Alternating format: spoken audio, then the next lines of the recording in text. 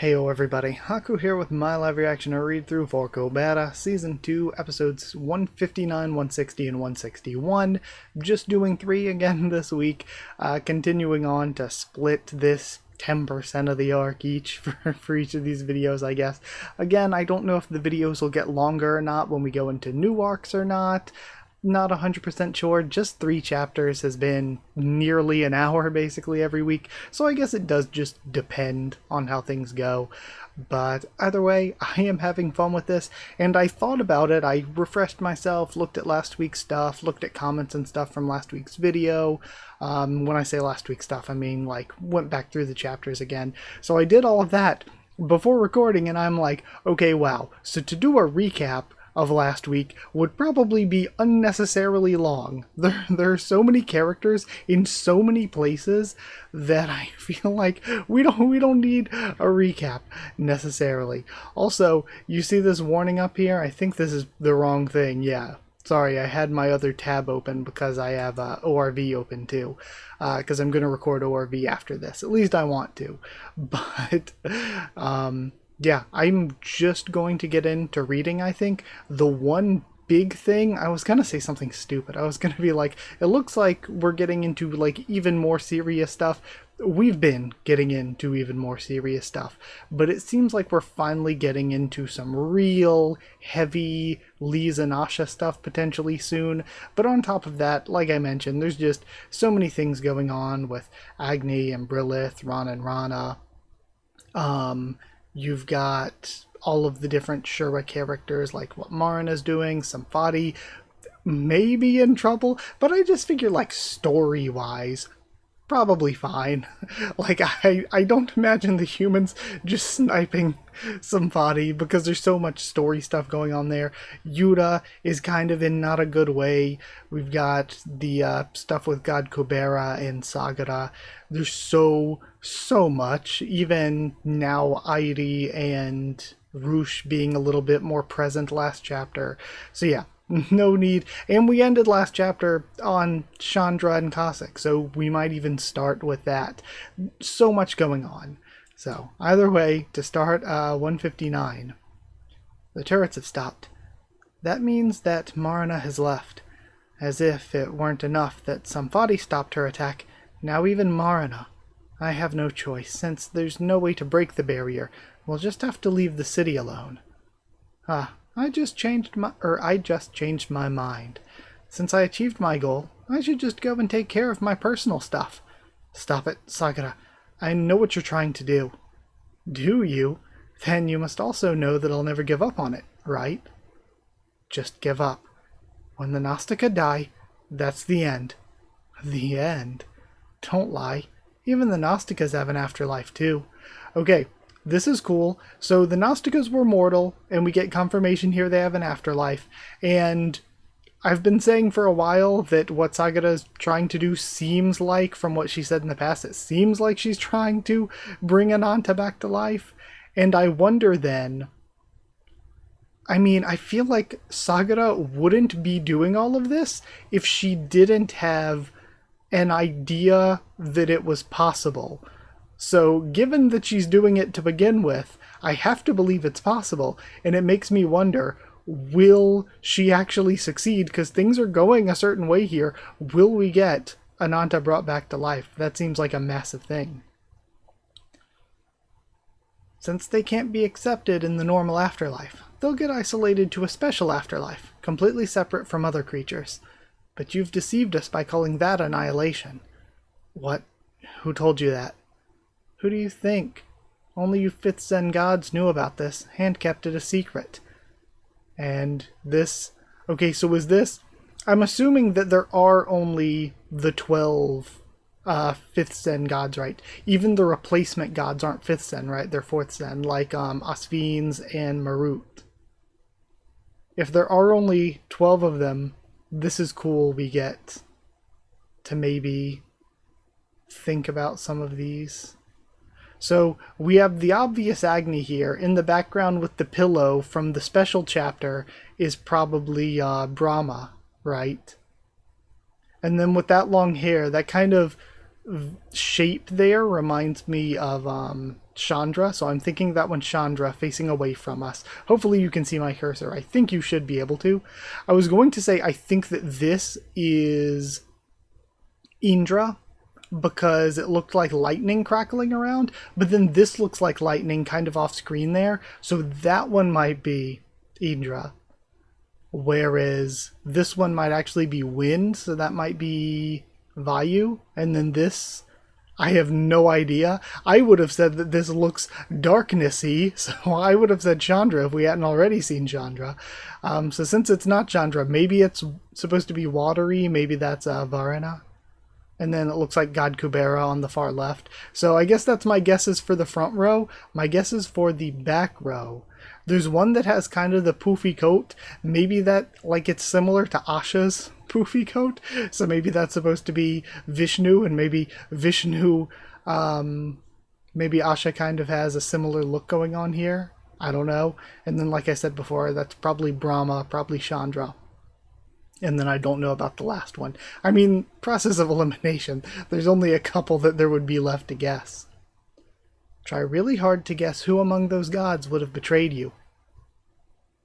Well, I can see why you would have wanted to keep it hidden. By simply claiming that it's annihilation, it makes them to give up on even trying to bring each other back from the dead. That is very, very true. If there were an afterlife for the Gnostica, it makes sense for the gods to be like, hey, we gotta tell them that they're just completely destroyed. We gotta tell them they're annihilated. Because if not, they're just going to try to resurrect like we do when they're stronger than us, typically. If we had known that there was a separate afterlife for the Gnosticas, we would have tried to revive dead Gnosticas long ago. No. Where dead Gnosticas go is not some afterlife. Okay, and we're cut off by the title splash. Your Justice and Mine, Part 25. Also, something else to bring up that a lot of you brought up in the comments too that's worth noting. There's something else from the comments. That might be ORV that I'm thinking about, though. But one thing is a bunch of the characters I mentioned how they really weren't good at communicating their plans with each other, but a lot of the characters have information that's come from gods, so a lot of them might not have been able to communicate well with each other because of the way that you can't communicate certain things about gods. So, if they don't go to the afterlife... okay, we're sticking with this. I'm glad. If they don't go to the afterlife after death, then what? Doesn't the fact that we go somewhere mean that it's not complete annihilation? It's basically the same as annihilation, since it's a place from which there's no return. What if there were a way to come back? Even if there were, you shouldn't use it. Why not? Are you afraid that it might work against you if someone you've killed comes back to life? This... okay, before, gotta throw out my thoughts. Before the bubbles come, just in case they completely derail it or completely say that I'm wrong. But I was thinking then, it's like before when some people are on the Do Not Resurrect list, because they're like, you are meddling with the afterlife, you are meddling with the very sort of fabric of existence, death itself and everything. And even though there are gods with sort of domain over these things, it's still a situation where if you're like, oh, I want to get brought back to life, it's like, okay, but what effect does that have on your mortal soul? Like, if you die, get resurrected, and die again, do you go to annihilation or to a bad afterlife instead of getting to go to a good afterlife? Or... now, that's what I was thinking before, but now that we're getting into this, I'm like, or is it that when you're bringing people back, that's messing with the fabric of existence itself? And for normal humans, it's like, okay, there are gods to oversee things and it might not be that bad. But if you're trying to bring something as powerful as a Gnostica back to life, when gods in Gnostica have, this control or this level of connection with existence itself, like Agni kind of being fire itself in a way. If you're bringing things back from the dead that are as powerful as Gnostica, then do you stand to put the entire universe at risk of collapsing? That place is a dimension where souls are ripped apart. Gnosticas have their name and soul separated, and only their name is left there. No matter what you do to try to revive someone, the thing that you revive will no longer be the person you once knew. Okay, so this is kind of getting into, what is it, like the Pet Cemetery type of thing? Like, you can bring it back, but it's not the same. So you can bring back the name, but that doesn't mean you have the person. It's just a power left behind without any self. Are you trying to scare me now?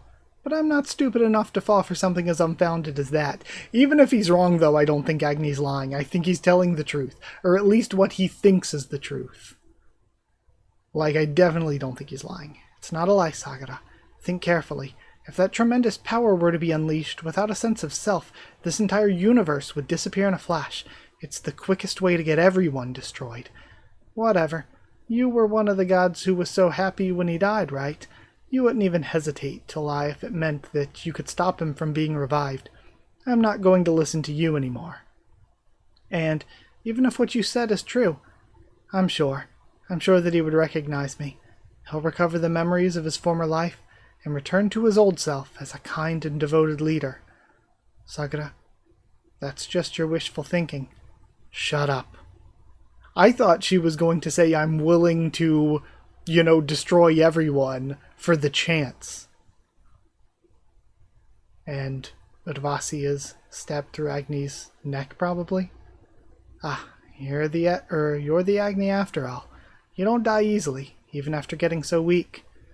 I guess rather than die here, you should stay alive so that you can greet him, isn't that right? Enough of your petty little tricks. And then Udvasi falls apart. It seems like. You idiot. You fell for some... Okay. It's the darkness coming in. You idiot. You fell for some poor transcendental skill like this. And Chandra releases Agni. Hey Agni, wake up. And then we have full Shura form Yuta. That, I wonder how big a threat that is for the gods. Wow, the humans are quite impressive. I can't believe they summoned another god in the meantime. Also, Agni is going to have to deal with a massive debuff because of Brilith's mental state. But you, Chandra of all gods? The god of darkness is nothing more than a scarecrow if he loses his transcendental power, right? And the transcendental's cancelled. I haven't seen you in ages, but it looks like we'll have to part ways right away. So long. And... okay. The arm is caught. Okay, Cossack is probably backing up. Yeah. What are you doing? Snap out of it. Yeah. Cossack is going to be backing up Chandra. And maybe Cossack can snap Yuta out of it.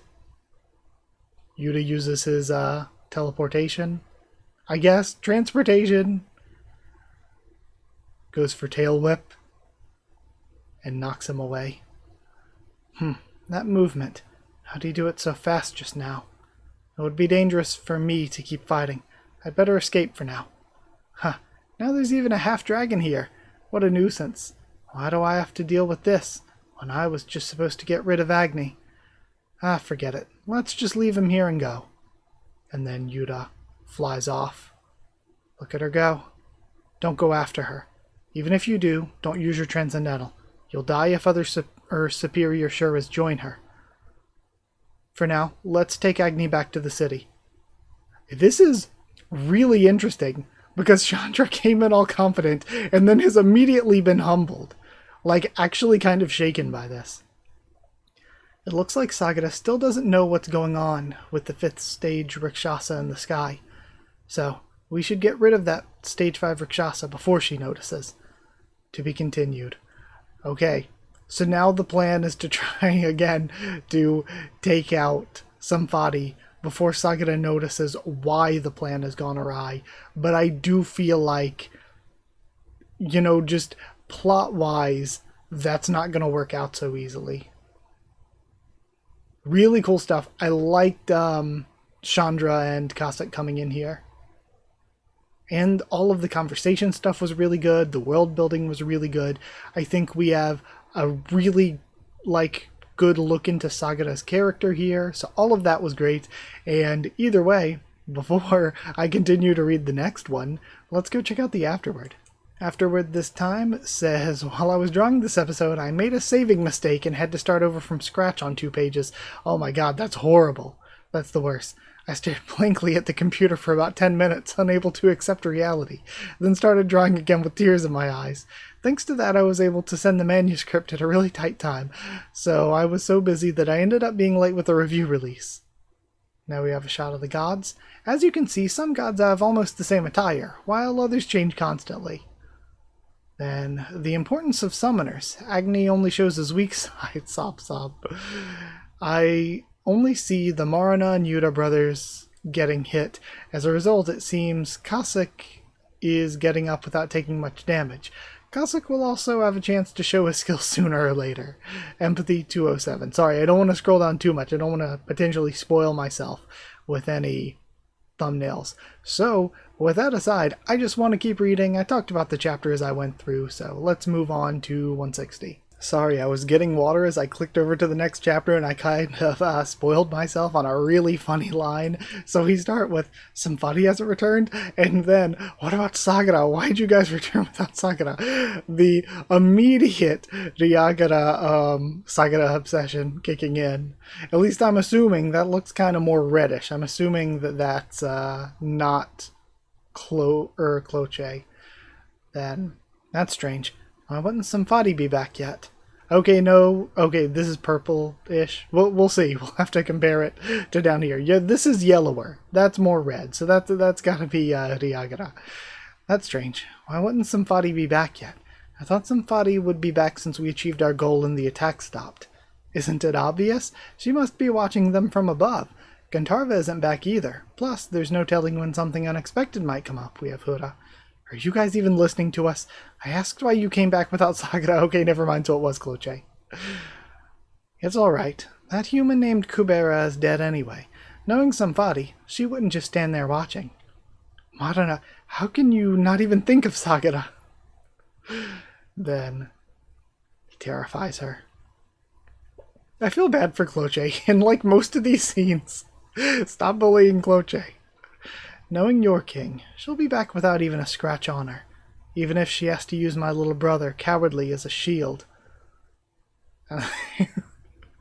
They will remember that. The Anantas will remember that. They're so offended. Don't do anything foolish like attacking targets you don't recognize. Not that attacking would work anyway. Phew. You act all nonchalant like Sakura must win. We have a bit of the flashback, but inside you're obviously really pissed. After seeing how your brother was abused. Now we have Your Justice and Mine, part 26. Again, I'm still a little bit of a Hura Marana shipper, a little bit. I can't believe this happened to him. This whole situation's a complete mess, and Lisa and Asha are still MIA. Lila's summoning worked, so that's Chandra. He's not going to hold us responsible, is he? We were just doing what we were told. And he looks back and is surprised. You? This is Ron Syrafe. He just recently became a AA. What are you doing, Ron? Don't just stand there staring. Bow your head. I know I'm supposed to bow my head, but why do I feel so uncomfortable? I feel like I could just keep my head raised. Does he mean why do I feel so comfortable? And that's why he wasn't freaking out like the rest? How unexpected. I didn't think you would have become a AA. Do they accept that kind of power too in magic exams nowadays? Then they're both surprised. I won't question you about it, as long as you're on the side of these lower life forms. You don't look like you're ready to fight outside yet, so just protect the city. You don't need to bow your head. Okay, so more hinting at Ron's secret power. Is Agni still recovering? It's taking too long. It looks like the priest of fire was near the door when she was electrocuted by an attack from outside. It made me think about what Rana said last week. I was laughing on and off anytime I saw a comment which led to me seeing the title of last week's video. Every time I laughed so hard. when it's like when Rana's like when Rana's like Lorraine's the most shocked of any of us. It's like, oh come on. Come on now, Rana. No time for jokes. That's so funny. Although her godly robes protected her from serious damage, for some reason, she still hasn't woken up. Not even Hotias fiends can revive her. How can she not even withstand the stress when she's supposed to be a priestess? Pathetic. She doesn't have what it takes to be a magician. Jeez, look who's talking. Are you saying that you have what it takes to be a god? Gods are supposed to be broad-minded. Even I would be a better god than you, cocky son of a bitch. Really weird for Ron to be thinking this way. I wonder what kind of special deal is going on between the two of them. Because he's feeling like a special way about Chandra. I'll come for you when you die. Oh, and of course Chandra knows because insight. So, Chandra, isn't it important to find the culprit who did that to Saha and then ran away? Judging from killing Saha and destroying the first turret, it looks like there's a good chance that the culprit was on the same side as the Shuras. It's a good thing I stayed calm even in that situation, and used some magic, otherwise there could have been some serious casualties. So basically you want me to see you as a hero for saving people? I appreciate your efforts, but you failed to protect the most important thing. Come on, Chandra, give us a Rouseiron. Lila's the last one left now. Everything's going disgustingly well according to his plan. Was it reckless to even attempt to challenge their destiny created by time? Okay, so Chandra knows a little about the plan, and it seems like it's a destined thing. What do you mean? You still never managed to understand what people say on the first time. Your stupidity's what tires out the people around you. Should I say it again? And we have classic Asha and Lise here at what I'm thinking is the god Kubera gateway? Saha was one of the people named Kubera. That's why he died. Now that Saha's dead and they've achieved their goal, the Shuras have backed off, too. I've known for ages that Saha was a Kubera, but he was such a tough, difficult opponent that I tried to let him stay alive as long as possible. He was in such an important position that it would have been tough dealing with the aftermath if I had killed him. Plus, I didn't really want to take the risk of challenging someone with his abilities. But now it's really over. There's no need to worry about the aftermath, and I even have a chance to had a chance to easily kill him, I'm assuming. No, Asha, why are you telling me this right now? After destroying the first turret and bringing me all the way here, all you want is to try to make me understand your murder? I don't care whether or not you understand it. I just need you to take responsibility. What? You were the weakest and the easiest to kill among the remaining Kuberas, Lise. But I didn't take the easy road. I killed Saha instead of you. Ultimately, the reason that you're alive is thanks to my consideration and Saha's sacrifice. Consideration? Sacrifice? What are you talking about? You still don't get it. I have to get you out of here, but you keep dragging this out. Basically, I'm saying that Saha died because of you. And again, I'm wondering if Asha's saying this to use it to manipulate Lise further, or if it's something that Asha literally, legitimately believes. You should thank me for risking my life and taking a dangerous path just to spare you. Now, you need to take responsibility for the leader of the planet who died because of you. So again, it's one of those things, is Asha using it only for manipulation? Like, it's a bad thing to say either way, but is the reason that Asha's saying it because of manipulation?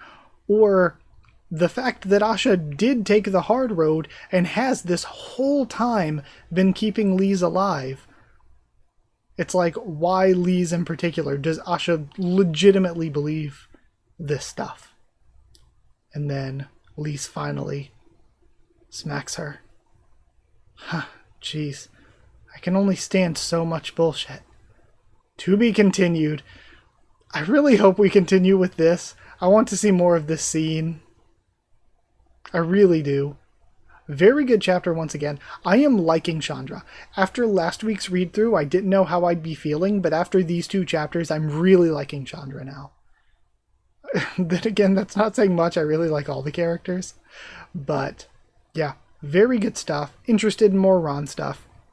And we get to go read the afterword. So let's go check the afterword. Well, I forgot to translate it. Give me a second. Okay. So we have, I'm sorry that I said I'd finish volume 6 of the single volume series. It's been over a month since then. Even though I say I'm trying my best, I only invest 1 day a week. Even then, when I'm pressed for time, I can't even touch the books. But I'm almost done with it now. I believe I can get it out before the end of the year. Today, Cloche is somehow taking the lead. Ambassador Ryakata said only once at the beginning. Okay, so that was Ryakata at the beginning then. Then, if you think about it, it's really scary, right? But Chandra, that was a good panel. I love the faces in Kubera. It's so good. It feels like a while. We've been in such... I just realized this now. That's insane. I just realized it now. That we have been in such serious, harrowing stuff that we haven't had any of the usual, like, chibi comedy Kubera stuff very much for a while now. Things have been so serious. Sometimes it's frustrating when incorrect settings are posted in the comments, because incorrect information spreads as if it were fact.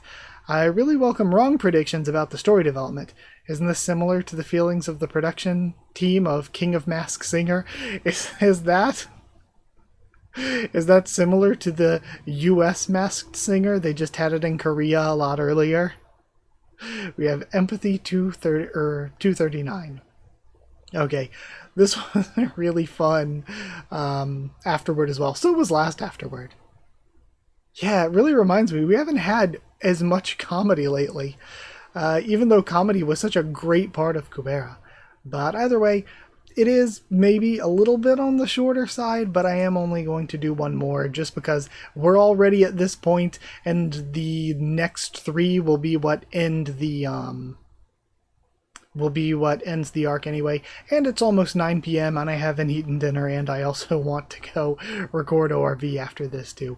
So, you know, lots of reasons. I'm not going to do it too much longer, so yeah, last chapter, let's go read 161. Why would I be responsible for you killing people? Did I force you to kill Saha? Did I say that I wanted to live at the expense of other people's lives? I never said that. I don't have much time left anyway, plus I'm risking my own life just to help Rintalo. I don't care if I die for someone else's sake, and yet you go ahead and kill someone and then try to blame me for it. Don't blame anyone else for your own mistakes. You're the one who committed murder, and you need to take responsibility for it. How can you be so ungrateful when I let you live? Enough of that nonsense. You've completely changed. You're the one who's changed. I've always been this way. No matter how stupid you are, shouldn't you at least remember that much? I was blunt, rude, and insulting. I treated you worse than a complete stranger on the street. I locked you up and controlled you without even giving you a clear reason. Whenever a problem came up, I always blamed you for it, and you accepted that. All you ever did was turn around with that dumb smile on your face, let alone complaining or protesting. Even after being treated like that, you still liked me and trusted me. Now you tell me that I've changed. It's not even funny. It wasn't that long ago that you completely believed me when I told you that your village ended up like that because of you. After accepting it then, now you say that you can't accept that Saha's death is because of you. And you say I'm the one who's changed. Don't kid yourself. I'm the same as I've always been. The only thing that's changed is your willingness to accept that. I can see why you wouldn't want to accept it. You must not want to accept it because of your stupid past, when you used to trust and follow me even while being treated like that. That's why you want to believe I'm the one who changed. I have an idea of why you've changed. It's because of Mirha, isn't it? She said that she would wait until later to tell you, but it looks like she couldn't help opening her big mouth. No, Mirha's not the one who told me. Mirha said that she didn't want me to find out right away, but Mirha's secretary gave me some documents. Don't tell the murderer these things, Lise. About the reason why you hid the fact that Kaz was alive, why you only let me live this whole time when you've been killing all the other Kuberas, and even why you wouldn't find a transcendental teacher for me, even after making me draw the Sword of Return. I wanted to ask you whether everything in the documents was true, but You were forbidden from having visitors. Ah, I see. I saw that document before, too, when I met Mirha. There's no need for you to ask me anything. It's basically all true. Mirha's a very smart girl, you know. It was just wrong about one very important thing. The part about me letting you live, because you could be valuable as a warrior. That was wrong, Lise. If I were to kill you, your power would become mine anyway.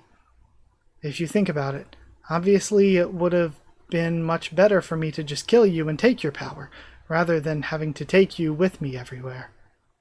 But you happen to be Rao's daughter.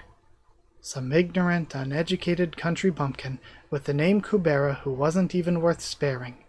The only reason you were worth sparing was simply because you were Rao's daughter, with his last name Lise. And then, Your Justice and Mine, Part 27. Then, back again? Agni, anything else besides me? What? Think. Anything other than the god you see before you right now? Anyone else? Even your own self? If I can be anything, just try to remember something. It can be anything. Just try to remember something. You've really forgotten everything. I should have left before, but I chose to bring you back, regretfully. Well then, shall we go? I'll escort you to the entrance. And she stops. And she's crying. And I'm withholding judgment until we get more of the Asha stuff, until we get the rest of the stuff. But I kind of don't... I like the idea that Asha was always the same. It's just that Lise and the audience as well, it's easy to think, okay, she's like this for a reason.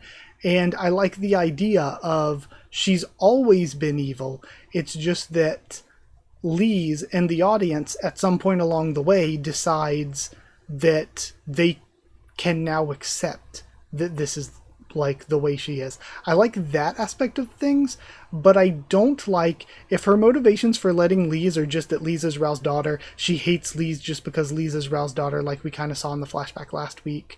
If there is it's just an obsession with Rao and stuff, I hate that her motivations or a lot of her actions are so shallow.